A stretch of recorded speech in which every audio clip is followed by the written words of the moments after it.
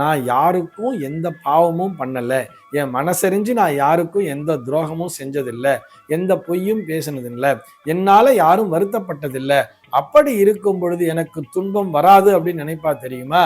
அப்படி தன்னைத்தானே நம்புகிறார்கள் அல்லவா, அவர்களை நிச்சயமாக கைவிட மாட்டார் இறைவன். நல்லவர்களுக்கு தனிப்பட்ட முறையிலே கடவுள் நம்பிக்கை இல்லை என்று சொன்னாலும் கூட, அவர்கள் கடவுளை நம்பவில்லை என்று சொன்னாலும் கூட, நான் நல்லவன் என்று நம்புகிறார்கள் அல்லவா. இன்னைக்கு நம்ம என்ன பார்க்க போறோம் சொல்லி பார்த்தோம்னா, ஒரு நேயரினுடைய கேள்விக்கான விடையைத்தான் பார்க்க போகிறோம். இந்த நேயர் என்ன கேட்டிருக்கார் அப்படின்னு சொல்லி பார்த்தோம்னா, கடவுளை நம்பினோர் கைவிடப்படார் என்று பெரியவர்கள் சொல்கிறார்கள். அப்படி என்றால் கடவுளை நம்பாதவர்களை இறைவன் கைவிட்டு விடுவாரா என்பதுதான் அவருடைய கேள்வியாக அமைந்திருக்கிறது. நிச்சயமாக கைவிட மாட்டார், அதிலே எந்த சந்தேகமும் இல்லை. அப்போ கடவுளை நம்பினோர் கைவிடப்படார்னு சொல்லியிருக்காருன்னு சொன்னா நிச்சயமாக அதுவும் உண்மைதானே. கடவுளை நம்பினோர் கைவிடப்படார், அதுல சந்தேகமே இல்லை. அதே நேரத்திலே கடவுளை நம்பாதவர்களாக இருந்தாலும் அவர்கள் தன்னம்பிக்கை கொண்டவர்களாக இருந்தால் அவர்களை நிச்சயமாக கடவுள் கைவிட மாட்டார். சார் என்ன சார் சொல்றீங்க, புரியவே இல்லையே அப்படின்னு சொன்னா, தன்னம்பிக்கைன்னா என்ன அர்த்தம்? தன் மீதான நம்பிக்கை. தன் மீதான நம்பிக்கைன்னா எப்படி? நம்ம நிறைய பேர் பேசுவதை கேட்டிருப்போம் தெரியுமா? நான் யாருக்கும் எந்த பாவமும் பண்ணல, என் மனசறிஞ்சு நான் யாருக்கும் எந்த துரோகமும் செஞ்சதில்லை, எந்த பொய்யும் பேசினதில்லை, என்னால யாரும் வருத்தப்பட்டதில்லை. அப்படி இருக்கும் பொழுது எனக்கு துன்பம் வராது அப்படின்னு நினைப்பா தெரியுமா? அப்படி தன்னைத்தானே நம்புகிறார்கள் அல்லவா, அவர்களை நிச்சயமாக கைவிட மாட்டார் இறைவன். அங்கே தன்னைத்தானே நம்புகிறார்கள் என்று சொன்னால் தனக்குள்ளாக இருக்கக்கூடிய இறை சக்தியை அவர்கள் நம்புகிறார்கள். எப்படி நினைத்தார் அவர்? நான் யாருக்கும் எந்த துரோகமும் பண்ணதில்லை, மனசறிஞ்சு எந்த பாவமும் செஞ்சதில்லைன்னு என்று வந்தாலே அவரிடத்திலே இறைவனினுடைய சக்தியானது, அந்த ஆத்மா பரமாத்மாவினுடைய சக்தியானது அவரிடத்திலே நிறைந்திருக்கிறது என்றுதானே பொருள். அவர் தன்னை நம்புகிறார் என்று சொன்னாலே அவர் கடவுளை நம்புகிறார் என்றுதான் பொருள். இதுக்கு நிறைய நம்ம லைஃப்ல எக்ஸாம்பிள் அப்படிங்கிறத பார்க்கலாம். கடவுள் நம்பிக்கை என்பது இருக்காது, ஆனால் தன்னுடைய மனசாட்சிக்கு உட்பட்டு எல்லோருக்கும் நிறைய உதவிகளை செய்து கொண்டிருப்பார். ஒரு மிகப்பெரிய மனிதராக இருப்பார் ஊரிலே, ஆனால் கோவில்ல போய் சுவாமி நமஸ்காரம் பண்ண மாட்டாரே தவிர மற்றபடி பார்த்தோம்னா தன்னால் ஆன உதவிகளை எல்லோருக்கும் செய்து கொண்டிருப்பார். எல்லோரிடத்திலும் அன்புடன் பேசுவார். அப்படி இருக்கக்கூடிய மனிதர்களை நாம் உற்று நோக்கினால் அவர்களிடத்திலே இறை சக்தி என்பது நிறைந்திருக்கும் என்று புரிந்து கொள்ளலாம். இதைத்தான் அடிக்கடி நாம் வலியுறுத்தி கொண்டே இருக்கிறோம். பெரியவர்கள் எப்படி சொல்லி இருக்கிறார்கள்? அன்பே சிவம் என்று சொல்லியிருக்கிறார்கள் அல்லவா. மற்றவர்களின் மீது அன்பு செலுத்துவது என்பது ஒரு தனி, அதுதான் அங்க இறை சக்தியே வந்து சேர்க்கும் அப்படிங்கிறதுக்காக சொல்றேன்.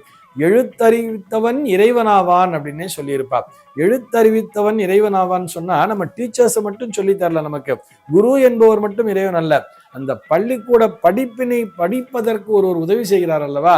நீ ஸ்கூல் ஃபீஸ் அப்படிங்கிறத நான் கட்டுறேன்ப்பா, நீ போய் படி மேற்கொண்டு, ஒன்றை காசு இல்லைன்னாலும் பரவாயில்லன்னு சொல்லிட்டு ஒருத்தர் நமக்கு ஒரு கல்வி கற்பதற்கு ஒருத்தர் ஃபீஸ் கட்டுறாருன்னு சொன்னா அவரிடத்திலே இறை சக்தி என்பது நிறைந்திருக்கிறது என்று பொருள். அது போன்ற மனிதர்களை நிச்சயமாக கடவுள் கைவிட மாட்டார் தானே. இதுல எப்படி தெரியுமா நம்ம புரிந்து கொள்ளலாம்? அவரிடத்திலே இறை நம்பிக்கை, கடவுள் மீது அவருக்கு நம்பிக்கை இல்லை என்று சொன்னாலும் அவரை இயக்குவதும் கடவுள் தானே. இது நமக்கு எல்லாருக்கும் தெரியும் தானே. கடவுளை நம்புபவர்கள் அனைவருக்குமே தெரியும்.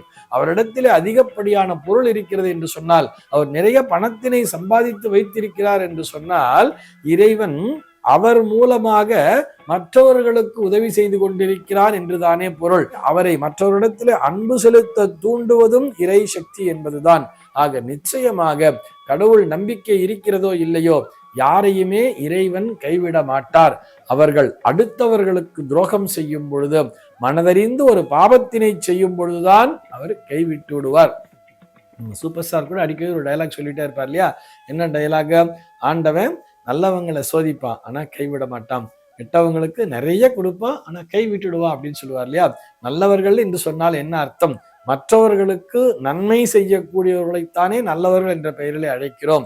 அந்த நல்லவர்களுக்கு தனிப்பட்ட முறையிலே கடவுள் நம்பிக்கை இல்லை என்று சொன்னாலும் கூட, அவர்கள் கடவுளை நம்பவில்லை என்று சொன்னாலும் கூட, நான் நல்லவன் என்று நம்புகிறார்கள் அல்லவா, நான் யாருக்கும் மனதறிந்து எந்த துரோகமும் செய்யவில்லை, எந்த பாவமும் செய்யவில்லை, யாரையும் யாருடைய குடும்பத்தையும் நான் கெடுக்கவில்லை, என்னால் ஆன உதவிகளைத்தான் நான் எல்லோருக்கும் செய்து கொண்டிருக்கிறேன் என்று எவன் ஒருவன் தன்னை நம்புகிறானோ அவன் கடவுளையே நம்புகிறான் என்றுதான் பொருள். அவனை நிச்சயமாக கடவுள் கைவிட மாட்டார். இதிலே எந்த விதமான சந்தேகமும் வேண்டாம். இதுல நிறைய கான்ட்ரவர்சிங்கிறது இருக்கலாம். நீங்க தப்பா சொல்றேன், எல்லாருமே கடவுள் நாமத்தை சொல்லிக்கொண்டே இருக்க வேண்டும், இறைவனோட நாமத்தை சொல்லிக்கொண்டே இருக்க வேண்டும். நிச்சயமாக அதிலே மாற்று கருத்து என்பது இருக்க முடியாது. எல்லோரும் இறை நாமத்தை சொல்லிக்கொண்டேதான் இருக்க வேண்டும், அதிலே சந்தேகமே இல்லை. ஆனால் இறை நாமத்தை சொல்லிக் கொண்டிருப்பவன் அவன் பாபகாரியங்களிலே ஈடுபட்டால், மற்றவர்களுக்கு மனமறிந்து துரோகத்தை செய்தானே ஆனால், தன்னுடைய சுயநலத்திற்காக அவன் மற்றவர்களுடைய ஒரு குடும்பத்தை கெடுக்கிறான், ஆனால் அவன் கடவுள் நம்பிக்கை உடையவனாக இருந்தாலும் கூட அவனை நிச்சயமாக கடவுள் தண்டிக்கத்தான் செய்வார். அதிலே எந்த விதமான சந்தேகமும் இல்லையே.